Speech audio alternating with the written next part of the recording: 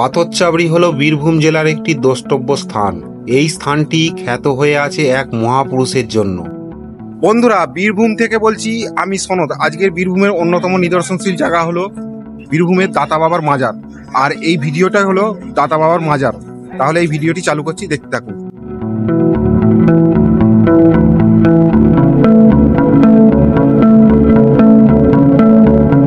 এই দাতা বাবার মাজার আসতে হলে বীরভূম সিউড়ি থেকে 10 কিলোমিটার রাস্তা, যা ওই সিউড়ি থেকে টোটো চলে, বাসও আসে, কিন্তু বাসে আসবেন না, অনেকটা দূরে বাস স্টপ।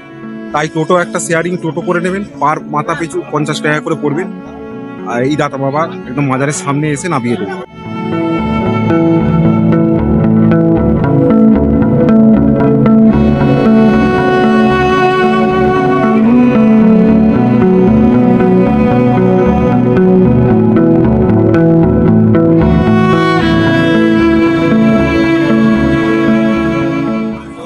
তবে এর ভিতরে প্রবেশ করতে হলে এই মাথায় একটা রুমাল টাইপের বাঁধতে হবে। তা আপনারা যদি আসেন তাহলে এই মাথায় রুমাল বেঁধে আসবেন।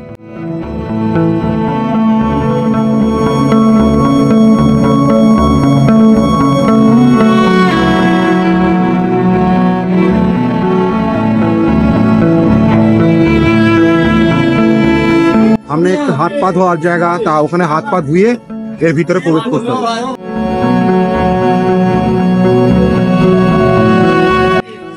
আচ্ছা, এর ভিতরে নিয়ে যেতে হলে মানুষজন এখানে চাদর চড়ায় বা ডালা সিস্টেম, যেটা আমাদের হিন্দুদের বলে।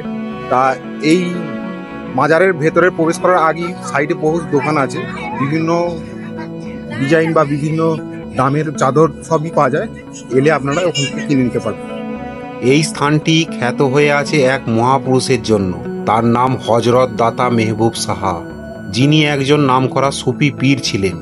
কথিত আছে তিনি নাকি কোনো সুদূর ইরান দেশ থেকে এসেছিলেন। যদিও এই সাধকের প্রকৃত পরিচয়, নাম, ধর্ম ইত্যাদি আজও অজানা। অনেকে মনে করেন তিনি জাতীয় মহাবিদ্রোহের পলাতক সেনানী এবং তিনি তার গড়গড়ার ছাই থেকে বিভিন্ন রোগীর রোগ সারিয়েছিলেন। তার একজন প্রধান ভক্ত ছিলেন পাশের গ্রামের বিমলেন্দু বন্দ্যোপাধ্যায়। হিন্দু মুসলিম সকলের কাছেই পীরদাতা মেহবুব সাহা একজন ফকির সাধক হিসেবে শ্রদ্ধেয়। তিনি এখানে মাদ্রাসা স্থাপন করেন। অতি দরিদ্র অসহায় মানুষ তার কাছে সাহায্যও পেতেন বা আশ্রয়ও পেতেন। প্রতি বছর 10ই চৈত্র তার স্মরণে অর্থাৎ তার মৃত্যুর দিন উপলক্ষে একটি বিশাল মেলাও বসে পাথরচাবড়িতে।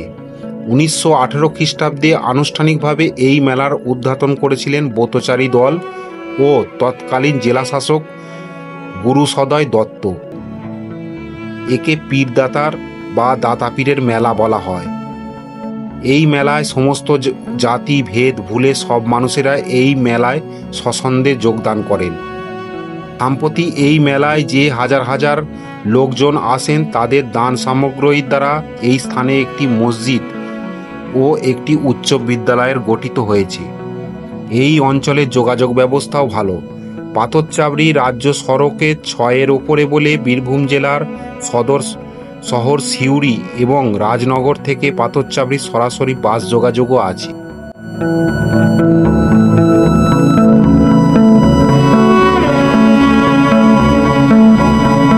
বন্ধুরা, এই দাতা বাবার ভিডিওটি এইখানেই শেষ করলাম, এবং এই ভিডিওটি দেখে আপনাদের কার কেমন লাগলো তা কমেন্ট বক্সে কমেন্ট করে জানাবেন। ভালো লাগলে লাইক দেবেন এবং চ্যানেল যদি নতুন থাকে চ্যানেলটি সাবস্ক্রাইব করুন। ভালো থাকবেন, সুস্থ থাকবেন। আগামী দিনে আরও নতুন নতুন ভিডিও নিয়ে দেখতে হবে। নমস্কার।